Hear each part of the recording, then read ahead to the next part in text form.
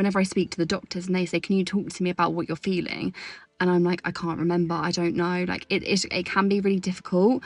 Epilepsy is a neurological condition that can affect anyone. In the UK, 600,000 people live with it, which is around 1 in every 100 people. And every day, 87 people are diagnosed. There are around 60 different types of seizures, which vary depending on where in the brain they are happening.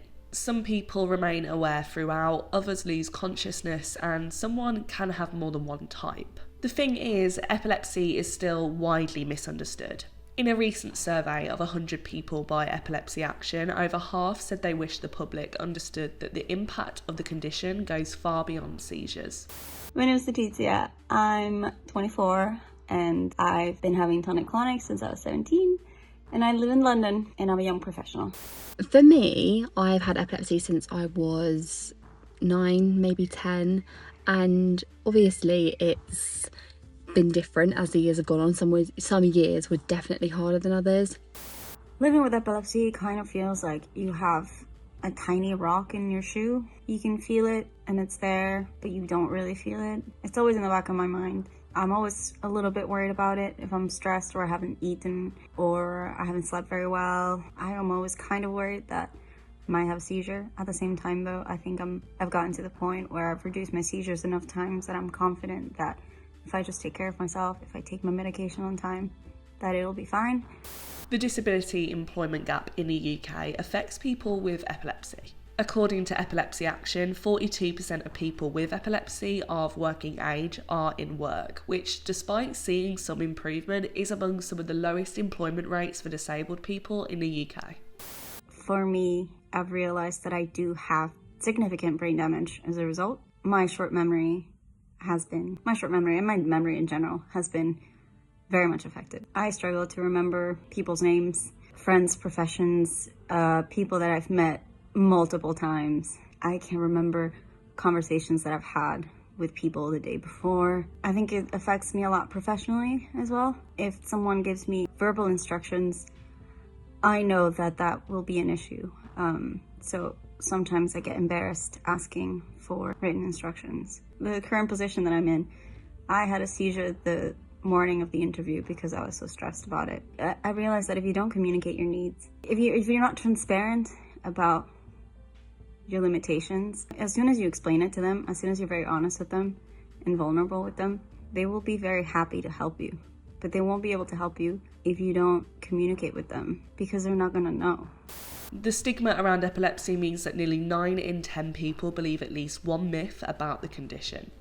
It is ridiculous how common epilepsy is. All you need to do is look up celebrities with epilepsy, and the amount of people that you have seen on TV that have epilepsy and that are functioning and that are kicking ass in Hollywood that have epilepsy is crazy. It's just not known and common and talked about. And actually the depiction of epilepsy on TV is so harmful. Like when I was diagnosed at 17, the only thing I had to go on about what I knew on epilepsy was the things I saw on TV. So I saw violent seizures on Grey's Anatomy. And because I couldn't remember or see myself having them, I pictured myself in that position. And it was really hard. It was really difficult. So a more accurate portrayal of seizures on TV is really necessary, especially for young kids that are getting diagnosed, because they're going to look up seizure and that's what's going to come up.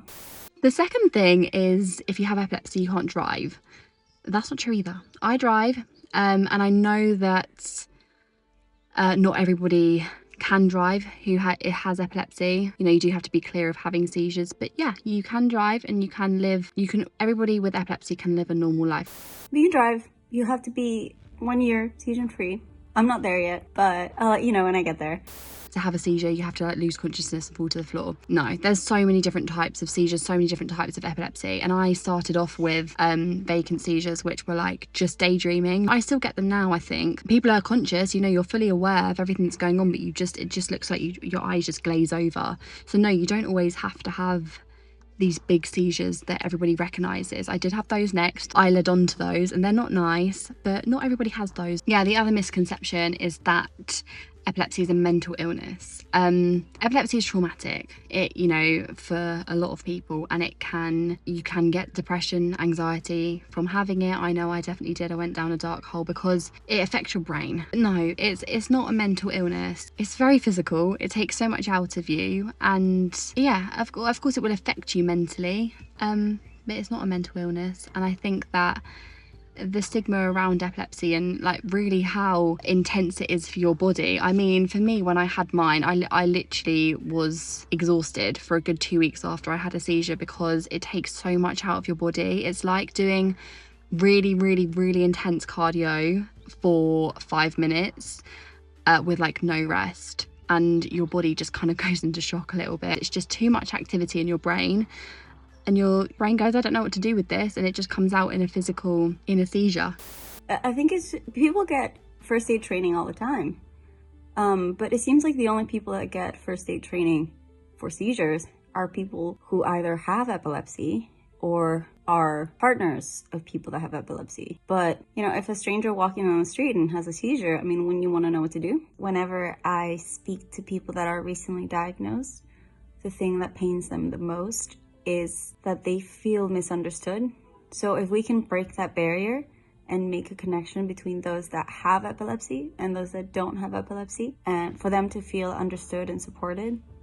I know that when I first was diagnosed, I felt really alone, because I felt like no one could understand what I was going through. And the only thing that I had to go on was things that I now know came from the stigma of epilepsy. Whenever I speak to the doctors and they say, can you talk to me about what you're feeling? And I'm like, I can't remember, I don't know. Like it can be really difficult. I got through this, you can too, and everything works out okay. So yeah, it's important for me to show people that I can live a normal life while still saying, yeah, I do struggle with the battles that epilepsy has.